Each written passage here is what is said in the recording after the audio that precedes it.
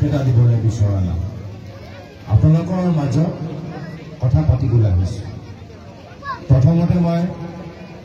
আপোনালোকক অলপ ভাল খবৰ দিবলৈ বিচাৰিছোঁ দিব পাৰোঁনে ভাল খবৰ এইটো হ'ল যে প্ৰথম পৰ্যায়ৰ পৰা আমাৰ দুজন আমাৰ প্ৰাৰ্থী আছে লুৰিণজ্যোতি গগৈ ডাঙৰীয়া আৰু মই যোৰহাট লোকসভা সমষ্টিৰ প্ৰাৰ্থী হিচাপে আপুনি নিশ্চিন্ত হৈ থাকক আমি দুয়োজনে আমি জিকি আহি আছোঁ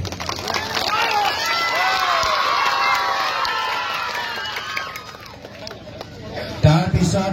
আমি দুয়োজনে প্ৰথম পৰ্যায়ৰ নিৰ্বাচন সামৰি দ্বিতীয় পৰ্যায়ৰ নিৰ্বাচনৰ কাৰণে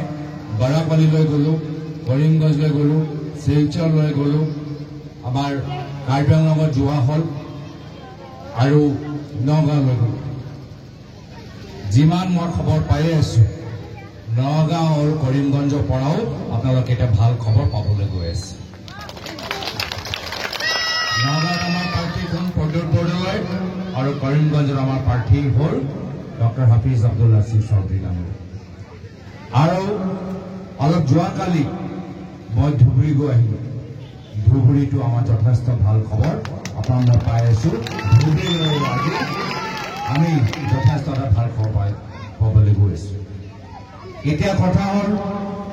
য'ত আমাৰ যোৰহাট ভাল ডিব্ৰুগড় ভাল নগাঁও ভাল কৰিমগঞ্জ ভাল ধুবুৰী ভাল এতিয়া আমাৰ গোটেই চকুটো পৰিছে গুৱাহাটী লোকসভা সমষ্টিৰ পৰা আৰু গুৱাহাটী আমাৰ অসমৰ প্ৰাণকেন্দ্ৰ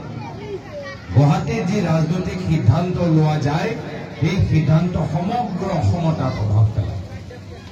আৰু মই আপোনালোকক কথা দিছোঁ যে আজিৰ পৰা 2 বছৰ পিছত আমাৰ বিধানসভা নিৰ্বাচন হ'বলৈ গৈছে যদি আজিৰ তাৰিখত আমি গুৱাহাটীত বিজেপি দলটোক ধাক্কা দিব পাৰোঁ মীৰা বৰঠাকুৰ ডাঙৰীয়ানীক আমি জিকাব পাৰোঁ 2 বছৰ পিছত আমাৰ চৰকাৰ হ'ব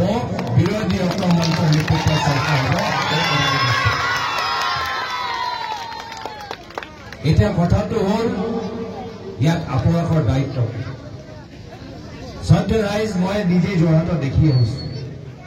লুৰিণজ্যোতি গগৈ ডাঙৰীয়াও ডিব্ৰুগড়ত দেখি আহিছে সেই কথা যি কথা ডক্টৰ নবীন বৰুৱা ডাঙৰীয়া নিজৰ বক্তৃতাত প্ৰমাণ দিছে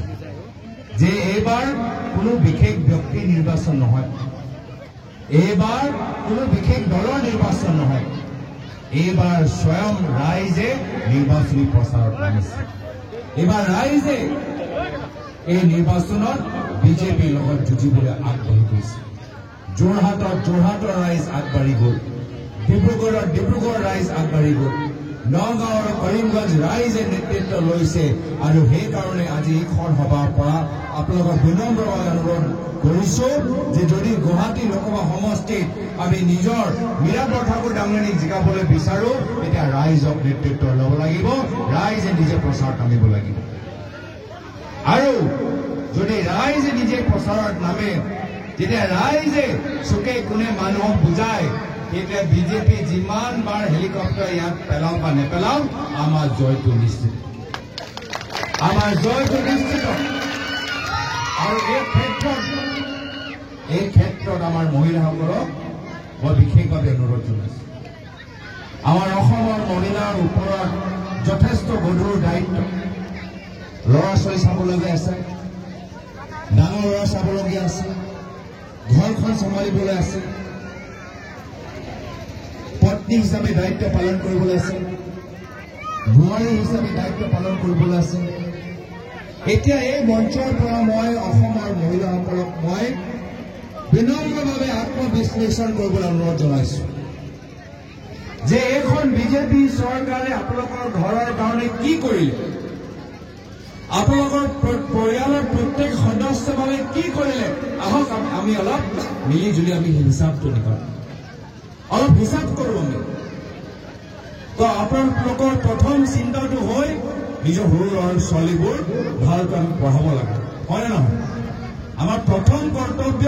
যে নিজৰ ল'ৰা ছোৱালীবোৰ আমি ভালকৈ পঢ়াব লাগিব কিন্তু আজিৰ তাৰিখত কি দেখা পাইছোঁ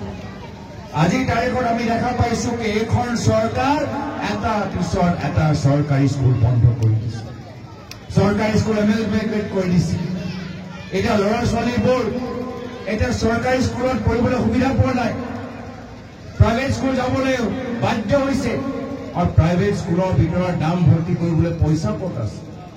পইচাটো নাই। তো আজি এনে কত অৱস্থা। এইখন চৰকাৰ শ্ৰদ্ধা ৰাইজ চাওক, গাঁৱে ভূঞে চৰকাৰী স্কুল বন্ধ কৰি এতিয়া তেওঁলোকে মদৰ দোকান খুলিবলৈ আৰম্ভ কৰিছে। আপোনালোকৰ ডাঙৰ ল'ৰা ছোৱালীক কি কৈছে যে তোমালোকে বাইক চলোৱা, তোমালোকক স্কুটি দিছো, কিন্তু সেই বাইক আৰু স্কুটি লৈ তেওঁলোকে কলেজত যোৱা নাই। সেই বাইক আৰু স্কুটি লৈ এতিয়া অসমৰ নৱ প্ৰজন্ম এতিয়া আড্ডা মাৰিবলৈ মদৰ দোকানৰ ওচৰলৈ গৈছে। এয়া হৈছে বিজেপি দলৰ যুৱকসকলৰ প্ৰতি নীতি। শ্ৰদ্ধা ৰাইজ, মহিলাখিনি, আইসকল, ইয়াৰ প্ৰতিশোধ আপোনালোকে ভৱিষ্যত ল'ব লাগিব। আপোনালোকৰ বোৱাৰী হিচাপে দায়িত্ব থাকে যে ঘৰৰ বয়োজ্যেষ্ঠসকলৰ মাজে মাজে তেওঁলোকৰ কাৰোবাৰ অসুখ হলে তেখেতৰ চিকিৎসাৰ দায়িত্ব আপোনালোকৰ ওপৰত পৰে। কিন্তু ইতিমধ্যে ডক্টৰ বৰুৱাই নিজে কৈছে যে এইখন চৰকাৰ অলপ দিন আগতে কি কৰিলে, এইখন চৰকাৰ অলপ দিন আগতে বয়োজ্যেষ্ঠসকলৰ দৰৱৰ দাম বৃদ্ধি কৰিলে। এই নিৰ্বাচনী প্ৰচাৰৰ মাজত বহুত বয়োজ্যেষ্ঠসকল মোৰ ওচৰলৈ আহিলে, তেওঁলোকে মোক অৱগত কৰালে যে ভূপা, মোক কংগ্ৰেছ চৰকাৰৰ দিনত মই বৃদ্ধ পেঞ্চন পালো আৰু বিজেপি চৰকাৰৰ দিনত মোৰ হাতৰ দৰৱটো তেওঁলোকে বৃদ্ধি কৰি দিছে, মোৰ ডায়েবেটিছৰ দৰৱবোৰ বৃদ্ধি কৰি দিছে, মোৰ চুগাৰৰ দৰৱৰ দাম এইখন বিজেপি চৰকাৰে বৃদ্ধি কৰি দিছে। আৰু কিয় বৃদ্ধি কৰিলে? যে দৰৱৰ কোম্পানী অলপ চন্দা বিজেপিক দিলে, এই চন্দা পোৱাৰ পিছত দৰৱৰ দাম বৃদ্ধি কৰিলে বিজেপি। এয়া হৈছে বিজেপি চৰকাৰৰ নীতি, এয়া হৈছে বিজেপি চৰকাৰৰ নীতি।